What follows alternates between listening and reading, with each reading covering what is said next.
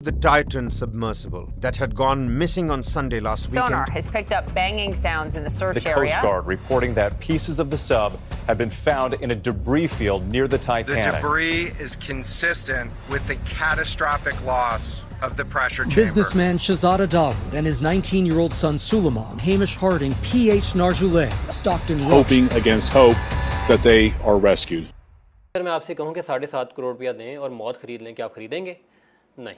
दुनिया में कोई भी ऐसा इंसान पैसे दे के मौत नहीं खरीदेगा, बट ऐसा हो चुका है। अभी रिसेंटली आप न्यूज़ चैनल्स पे, सोशल मीडिया पे बहुत सी ऐसी न्यूज़ जो आप हर जगह यही चीज़ देख रहे हैं कि एक ओशियन गेट कंपनी की एक कैप्सूल नुमा आबदोज़ जो कि अभी पानी के अंदर, समंदर के अंदर तबाह हुई है, जिसमें 5 लोगों की जानें भी गई हैं। उन 5 लोगों में उस कंपनी का CEO स्टॉकटन रश वो भी मौजूद था। भाई वो बंदा क्या था? क्या ऐसी उसकी sale technique, sale tactics, sale strategy, sale pitch थी कि वो लोगों को मौत के लिए कन्विंस कर गया और इतनी महंगी टिकट भी बेच गया और उनको मौत भी दे गया? वैसे तो सोशल मीडिया और न्यूज़ चैनल के ऊपर हर तरह की इन्फॉर्मेशन, न्यूज़ भरी पड़ी हैं कि कैसे ये लोग उस छोटी सी आबदोज़ में गए, कैसे हादसा पेश आया। बट मैं इस चीज़ की तलाश में था कि उस बंदे ने ये मौत का सौदा किया कैसे, उसने ये मौत बेची कैसे। इस चीज़ का जवाब मुझे मिला 21 जून को, जब एलिसन मोरो जो कि CNN की सीनियर राइटर है, उसने एक आर्टिकल पब्लिश किया। उस आर्टिकल में उस कंपनी सी गेट के CEO स्टॉकटन रश की कंप्लीट उसकी हिस्ट्री बताई कि वो बंदा था क्या। भाई वो बंदा पागल था, पागल। आप उसकी थोड़ी सी हिस्ट्री मैं आपको बताता हूँ कि 84 के अंदर उसने एरोस्पेस इंजीनियरिंग की, फ्लाइट टेस्ट इंजीनियर, वो F-15 प्रोग्राम का जो कि फाइटर जेट है उसके अंदर वो फ्लाइट टेस्ट इंजीनियर रहा।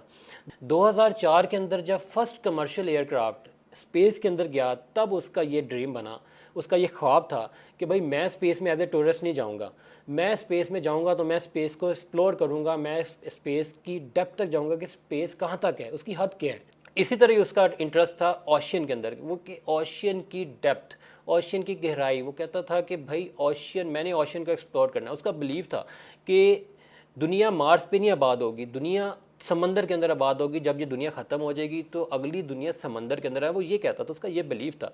इस तरह जब वो अपने एक्सपीरियंसेस लोगों के साथ शेयर करता, देखें बिलियनर लोगों, जो अल्ट्रा रिच लोग हैं, उनके लिए पैसा मैटर नहीं करता, उनके लिए एडवेंचर मैटर करता है। वो कहते हैं कि ऐसा एडवेंचर जो ना किसी और ने किया हो वैसा हम करें, और ऐसा एडवेंचर जो हमें सारी ज़िंदगी याद रहे।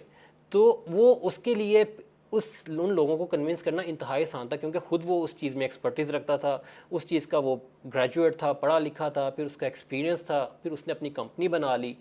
तो भाई उसके पागलपन की हद देखें उस बंदे की, उस CEO की, स्टॉकटन रश की, कि वो जब समंदर में फ़र्स्ट टाइम गया तो उसने कहा जी मैं 75 फुट पे गया, 75 फुट पे, तो मुझे चीज़ें ठंडी लगी। मैं 200 फीट पे गया, मुझे चीज़ें और ठंडी लगी। तब मैंने ये डिसाइड किया कि मैं इसकी डेप्थ तक जाऊँगा, मैं देखूँगा कि ये इसकी हद क्या है।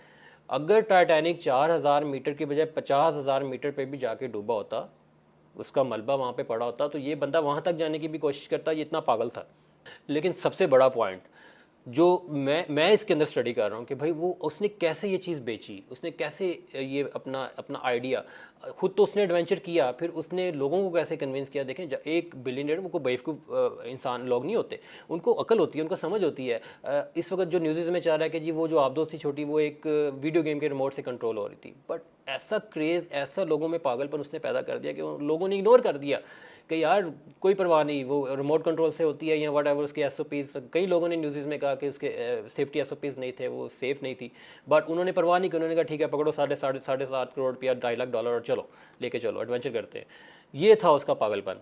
अच्छा, मैसेज जो इसमें से मैं जो अखज़ करना चाह रहा था वो बिज़नेस के हवाले से था कि बिज़नेस के अंदर सेल, देखें जैसे हम रियल एस्टेट का काम करते हैं, हमारी एक अपनी सेल स्ट्रेटजी, सेल टैक्टिक्स होती हैं। हमने पहले एक अट्रैक्टिव प्रोडक्ट लेना होता है, अट्रैक्टिव प्रोडक्ट के बाद हमने अपनी एक्सपर्टीज़ और पर्सनैलिटीज़ के अकॉर्डिंग उसको मज़ीद अट्रैक्टिव बना के क्लाइंट को एक बेटर अपॉर्चुनिटी प्रोवाइड करनी होती है। यही काम वो कर रहा था, बट उसका लेवल बहुत ह्यूज था और वो उसमें एक्सपर्टीज़ रखता था, वो अपनी पर्सनैलिटी रखता था, वो उसमें नॉलेज रखता था। यही काम उसने भी किया। लेकिन मैं आपसे ये कहूँगा कि रियल एस्टेट में इन्वेस्टमेंट 100% सेफ़ है। आपकी जान बहुत कीमती है। अपना ख्याल रखें। अल्लाह हाफ़िज़।